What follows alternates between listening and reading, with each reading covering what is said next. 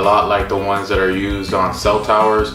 They're very far reaching with a very far spread, and that's why they're so big. In order to get forward distance and also to the left and right, you have to increase the size of the antenna. That's why the sectorials are used most often on cell towers, and anytime you see a large hotspot like a park or a parking lot or something of this nature, you're going to see a sectorial antenna just down. Nothing too far, too crazy, and that's why we make the difference between the hotspot and the base. Outside, I decided to do the pole mounts on the pole indoors and then take it all out and slide onto the tripod. But just to go over the connections one more time, there's the PoE with 2 Ethernet cables coming out of it and another one for power.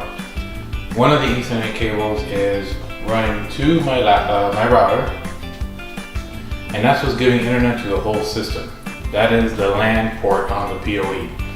Then the PoE port is where the long Ethernet cable gets to run all the way up to the access point. The access point then has 2 coax connections which connect to your antennas, and that is how internet travels from inside your house to outside on your Wi-Fi base station. Search, get to Ethernet, change adapter options, and you'll see identifying. It doesn't have internet, so we're going to play with all that now. I'm going to right click, properties, internet protocol version 4, so IPv4, properties, and then we're going to set static IP. So use the following IP address: 192.168.2, and then I press tab to populate subnet mask, but let me just finish this off.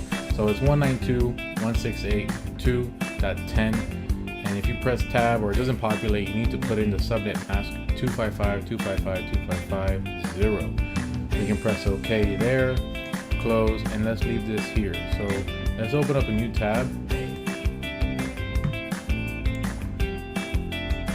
Okay, and we're gonna go to the page 192.168.2.66. Now this is the page for the deliberate access point. We're communicating directly with the access point outside. If you get to this page, press get flash and allow it. This just allows flash to run so you can access the back end of this deliberate access point. Admin 01, that's the password by default. And the only thing that we're going to touch here, even though there is a lot of options with this access point, it is very powerful. If you're a networking guy, you can go ahead and play and do all these kind of fancy configurations. But just for passing internet through the antennas outside, we're going to go to configuration.